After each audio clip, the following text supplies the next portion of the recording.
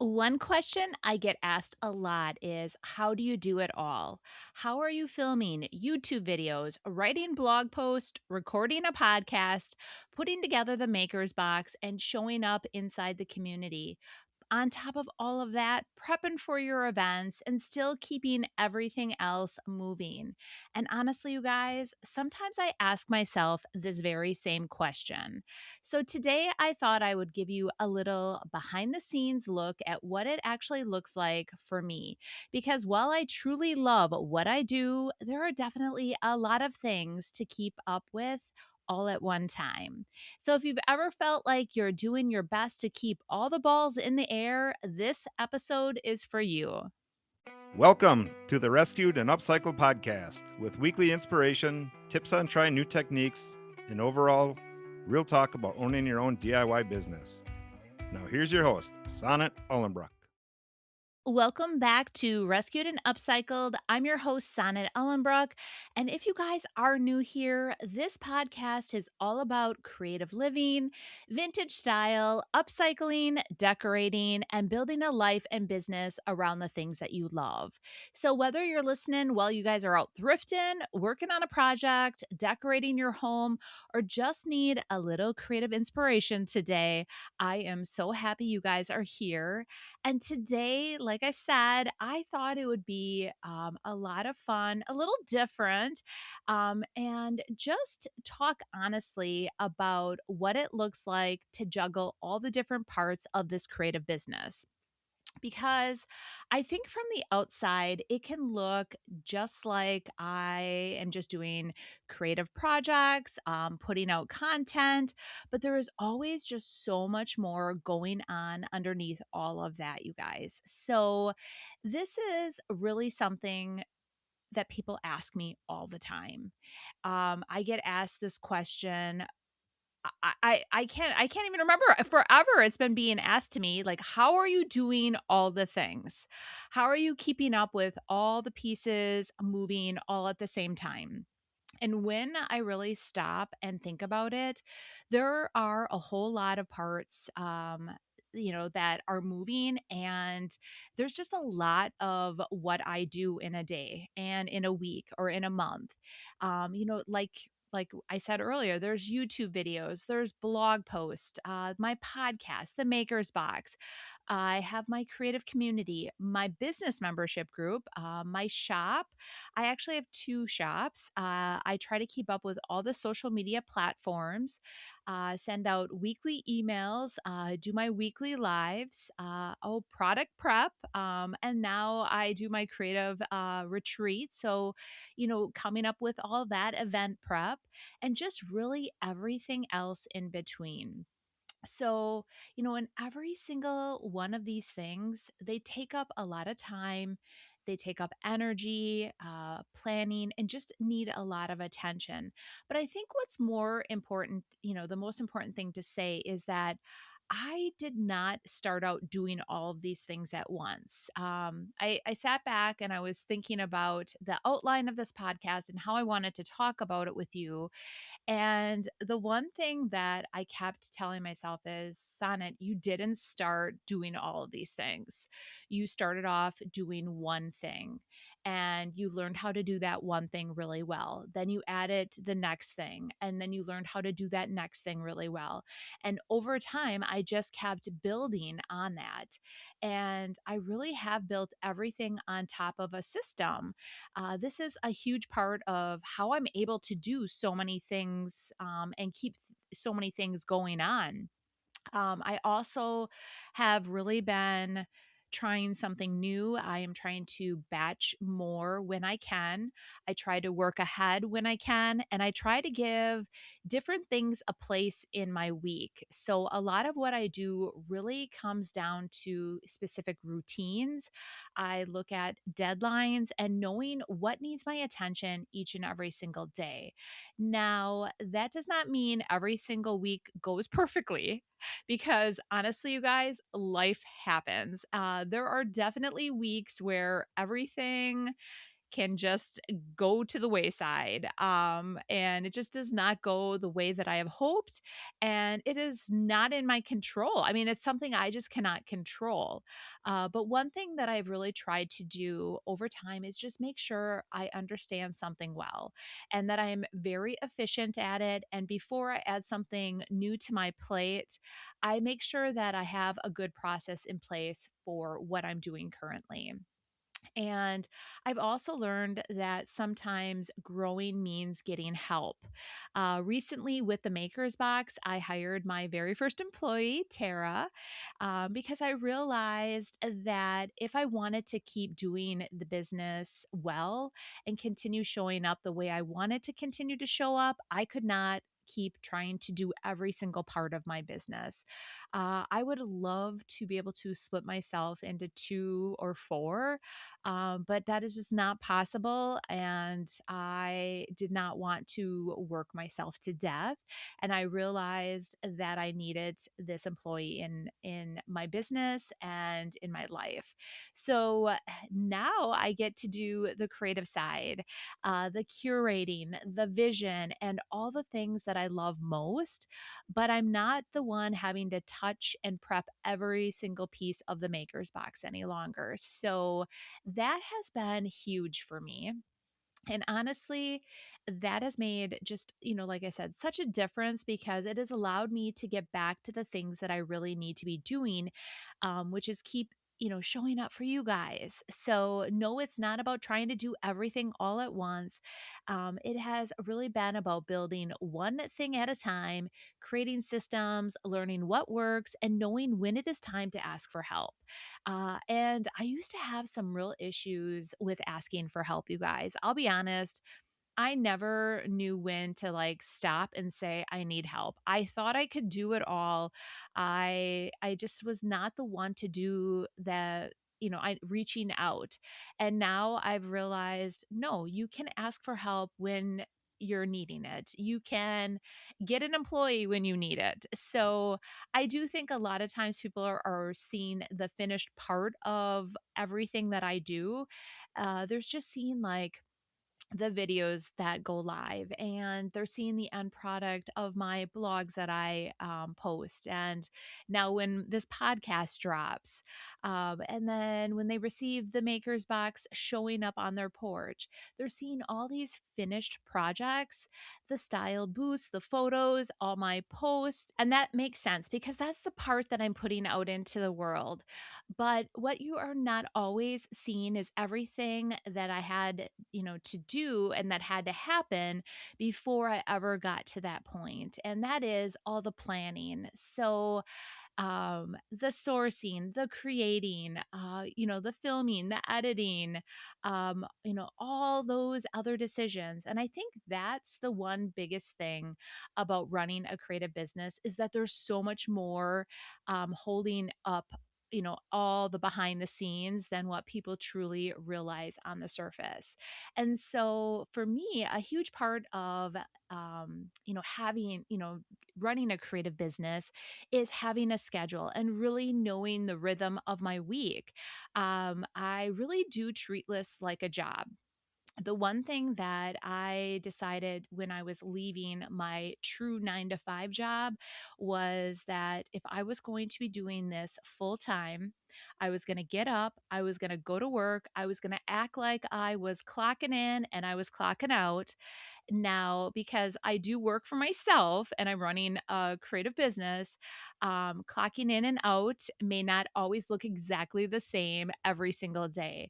But I do know the flow of my weeks. And I know that like Mondays and Tuesdays are usually going to be my busiest days. And those are the days when I'm putting in, the longer hours and getting just a lot more done on those days.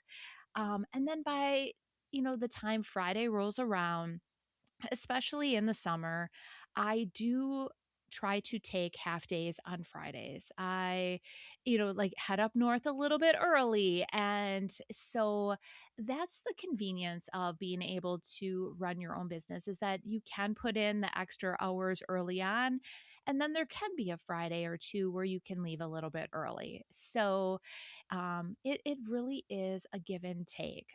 So there are days that obviously require much more from me. And then there are days that just feel a little bit lighter. But I think a big reason I am able to keep so many things moving is because I have gotten much more organized over time. And honestly, I have really figured out a schedule that works for me. And it took a while, you guys, because before I had Tara, I literally was working, I felt like 24/7 because I had to balance all that prep work on top of everything else that I'm doing. And before I had Tara, I didn't have my blog. And now, something that I've been talking about for 2 full years, I am actually able to now do because I have the time. I was able to slow my life down a little bit, learn the whole process of blogging, and then be able to implement that. And that is something new that I've added this year.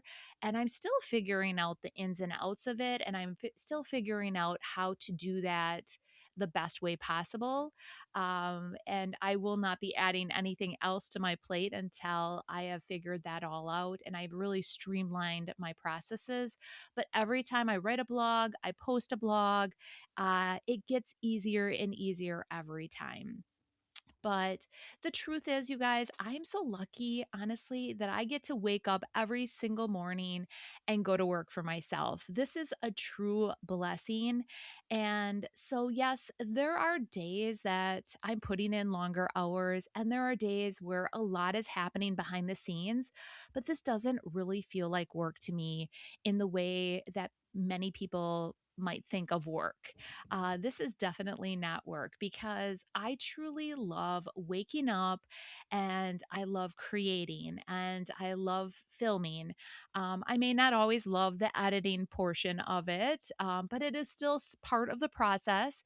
And again, I am becoming better at it. It's an area that I do not love and I would love to outsource, but at this point, I am doing all my own editing of the videos. And I just love doing every aspect of my business. It's just truly what I love. So, I think the big part of it too is yes, there is a lot more going on behind the scenes than people actually realize. But I wanted to kind of give you a little peek at the behind the scenes and, talk to you about how I structure my workday and I have a schedule. And I wanted to talk truly about how I genuinely love what I do. And so everything I'm doing, it just makes it much more like doable. It just makes it feel so much more doable and easy. And I really do wear a lot of different hats, but I love it. I love being able to change from, like I'm in full creative mode and I'm spending the day, creating projects, filming videos. I'm working on ideas, and other days I'm editing. Other days I'm writing blogs or working on my podcast, and no day feels the same to me. And that's what I think I truly love so much about this business is that there's never a day that is the same. Everything is some of the things I'm doing are the same. Like I'm creating a podcast, but I'm always talking about different topics or I'm writing about different things. I'm always, I love the thrill of thrifting, you guys. So I'm out thrifting and then taping my thrift flip videos. So that is what I love about all of the things. And the truth is, even when I'm focused on one thing, I'm usually also thinking about what's coming next here. So if I'm recording a podcast, I'm also thinking about how that ties into, like my YouTube or my blog, or do I need to talk about it there? Or if I'm filming a video, I'm already thinking ahead of, how I want to send out an email to talk and make sure that the algorithm's not holding me back and I'm letting my email list know about it. So yes, in one day, I really can wear a lot of different hats and I can go from creative mode to content creator to business owner and sometimes back all in one day. And honestly, that part can be truly hard. And it can be hard constantly jumping from one hat to another and still stay focused. So, one thing that I've really learned is that it is much easier when I can dedicate a specific day or a specific block of time to one type of task instead of bouncing all over the place. And that truly has helped me a lot. And, I used to think I was the best multitasker. No one is a good multitasker. I am telling you, do not multitask because you need to stay focused on one task, complete that task, check it off your list. So I used to say that, and I think I was a pretty darn good multitasker when I was one. But now I really try to be more specific and look at one specific item at a time. Because when I thought I was being a multitasker, I was really having squirrel moments. And that is one thing that I have been working very hard on is keeping my squirrel moments in check. And yes, I do still have a squirrel sometimes. But what I try to do is I really try to get myself in check and say, Sonnet, you need to stay focused because I really don't want to go from one task to another. And, when I suddenly think, oh my gosh, that needs to be completed at this moment, it doesn't. It does not need to be completed. It does not need my attention at that moment. So just I try to stay on task, and it has been a learning curve for me with those moments. I don't know if any of you feel that that happens to you, but it happened quite often, and it would delay my days because I would be jumping from one task to another because I would see like an unfinished project or something that it was going to be really quick to finish up. And so by eliminating squirrel moments in my life, it has definitely helped out a lot. But yeah, like I said, I had to reel myself back in, remind myself to finish the task, at hand. And this has just been a real big one for me. And then the other thing that has really shifted this year is batching has been huge. I have been trying to tape multiple podcasts at one time instead of always doing everything, on the fly or like week to week, because in the past, especially when I was still handling so much of the maker's box prep, I felt like I was constantly creating in the moment, trying to keep up. And I have really been trying to get better about this. And so I think wearing multiple hats is just part of what we all do as creative business owners, but learning how to really structure my time, batch more, and really stay focused on one task at a time has truly made a huge difference. So, if you start thinking about, your own, life and like juggling and doing all the things, if you can start structuring more, that will definitely help.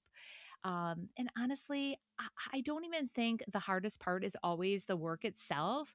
A lot of the times, the hardest part is just keeping, track of everything that has to happen when it truly has to happen. So it's like knowing when something has to be finished, or when I need to post something.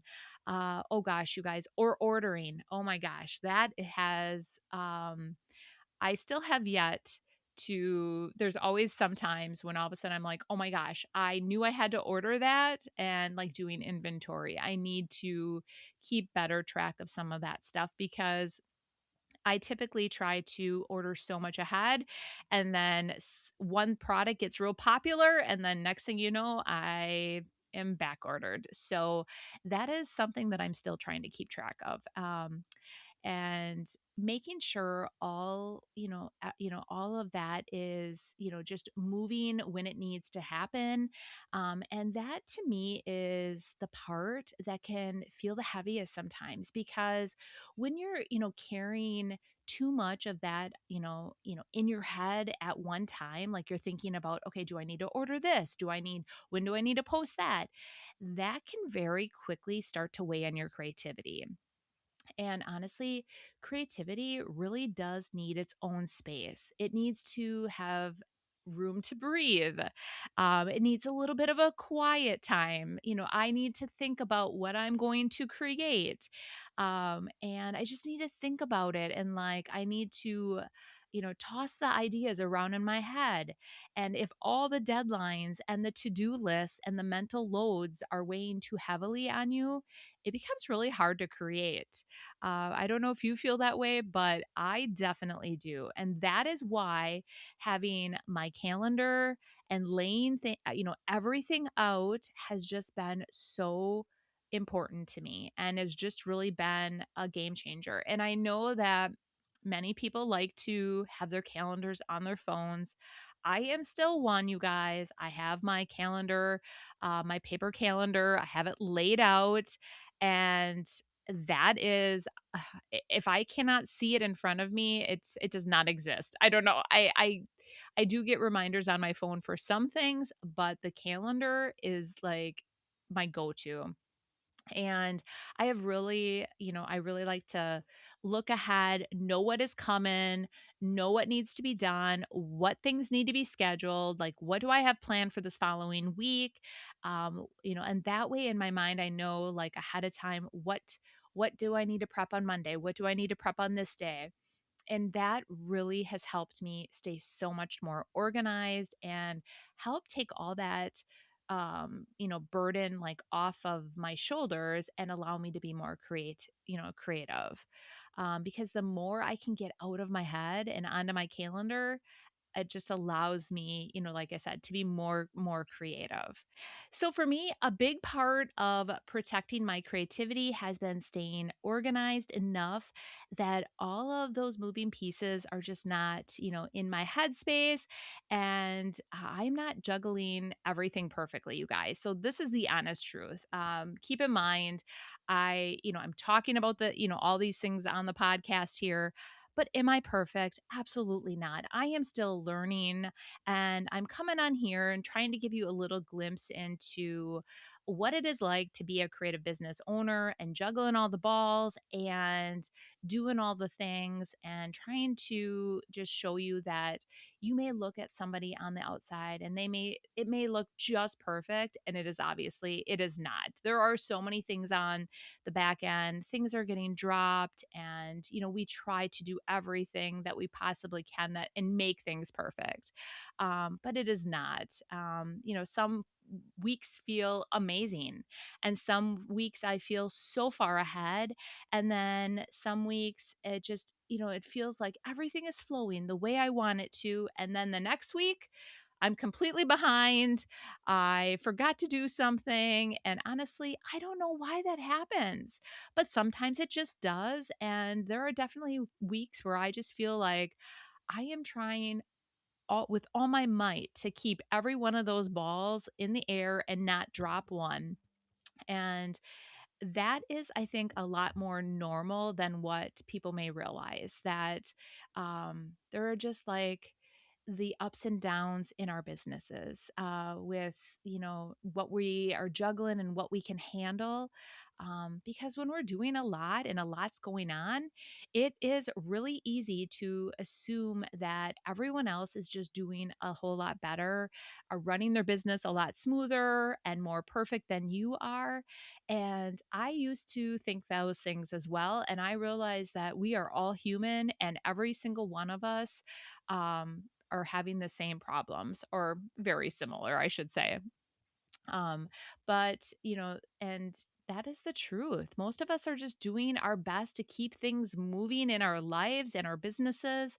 And I think that is just really, an important reminder for each and every one of us, because even with systems and schedules and planning ahead, there are going to be weeks that just feel messy, and there's just still going to be things that do not get done exactly the way you hoped. And there are still going to be areas where you could, possibly or probably do better. And that is just, all part of it. That does not mean you are failing. It does not mean you are, not doing a good job. not at all. It just means that you're human and you're carrying a lot on your shoulders. And I think one of the biggest things that really helps me is staying organized and having that set schedule that I've talked about throughout the podcast. So, a recommendation for all of you is I would just start getting a good calendar, planning ahead, and really knowing what your week looks like before you get into it. And that's what I do. um, I know that many small business owners listen to my podcast. So, if I can give you some tips and tricks, I definitely would love to. And so I'm hoping you're taking something away from listening to me on my podcast, because I know for each of us, there are certain days that are going to feel heavier. Heavier workloads, heavier things in our lives. And so, you know, it's all part of running a small business. And I think that what has helped me most and is learning my own rhythm of my week and being realistic about what I can actually accomplish in each day and what I can hold myself accountable to. So don't make like a to-do list or put stuff on your calendar that you know that you're not going to finish and just keep carrying it over. I really try to look at my week now, and I try to plan ahead of what I can truly create or what I can truly try to accomplish. Even when I'm batching, I'm trying to make sure that I can batch what I can batch. I'm not going to put like, oh, I'm going to produce or batch like 4 videos. I realized very quickly that that is not possible. But having my calendar laid out and having that batch, that time slot for batching content or for creating a podcast, that's what's helping me. And time blocking, batching content. And honestly, the number one thing too is giving yourself some grace, because that is what we cannot accomplish everything, and everything is not going to be done perfectly. uh, Everything is not always going to be done early, and sometimes good really does have to be good enough. And I think that is the biggest lesson for me too. There are some days, like I said, when things just go exactly how I hoped. And then there's days when I just need to do the best I can with the time and energy I have. And that just has to be okay. Because I think one of the biggest things I'm learning in this season is not everything has to be done with the same level of pressure or perfection. And you guys, when I first started my business, I put so much pressure on myself that I had to be successful because I was leaving my 9 to 5 job. And I put so much pressure on myself that things had to be absolutely perfect or I couldn't put content out in the world. And after watching Sean from Think Media, I realized very early on that, nothing is perfect. And the videos that I actually thought were somewhat good, I like cringe at now when I go back and watch them. So you are always going to continue to grow, to continue to learn. And, it's okay. It's all okay. There are some things that really matter most in a season, and there are things that can be simpler. And there are some things that can wait a little bit, and there are some things that really do just have to be good enough. So just remember that. And I think that has been an important lesson for me, because when you care so deeply about what you do, you want to do it all extremely well, perfect. You want everything to be very thoughtful. You want everything to be done exactly right. And you want to show up, you know, perfect and well every single week in every area. But that is just not realistic. And so, that is just my takeaway on that, you guys. And I think that has been a big one for me lately, is just learning that every ball does not have to be carried the exact same way at the exact same time. And at the end of the day, I keep doing all of this because I truly love it, you guys. So, I love creating, I love decorating, I love thrifting, and I love transforming, those items by upcycling. I want to rescue them, upcycle them, give them new life. I just love seeing the potential in so many things and that, other people overlook. And I just love sharing ideas with you guys. And I just feel really lucky that this is what I get to wake up to and do every single day. So, yes, there are a lot of moving parts. And yes, I juggle a whole ton of balls. And some days do feel heavier than others, but there is just so much purpose in it for me. And I think that's truly why I keep going, because this does not feel like a job for me. I absolutely love what I'm doing, and I hope that it shows in everything I do. And to me, all of this, just all of the content I put out, and the comments that I hear back from you, my viewers, my listeners, all of that makes it so worth it for me. So I just, if you feel like you guys are juggling a lot right now too, you are definitely not alone. Whether it is in your business, your home, your family, your creativity, your regular job, or just, like in your general life. I think a lot of us are carrying much more than people actually realize. And I think sometimes we can really be hard on ourselves when everything does not look perfectly polished or perfectly put together. But the truth is, progress does not always look polished. No, it does not. Sometimes it looks like just showing up and doing the next thing right in front of you, doing your best with the time and energy and capacity that you currently have in this day, and that still counts, you guys. So I do want to thank you for joining me for today's episode of Rescued and Upcycled. And I hope you've enjoyed it today. I tried to stay focused. There was a couple times where I kind of veered off here and there. So I do have an outline. I try to keep myself going, but I just allow myself to just talk from the heart. So if you've enjoyed today's episode, I would love for you guys to subscribe, leave a review, and share it with a friend who might need this reminder too. And if you guys do want to see a little bit more behind the scenes, creative inspiration, some vintage decor ideas, and all the things that I rescue and upcycle, you can also find me over on my YouTube channel, Sonnet's Garden Blooms. I'm also on Instagram and Facebook. But until next week, you guys keep rescuing and upcycling. We will see you then. Bye.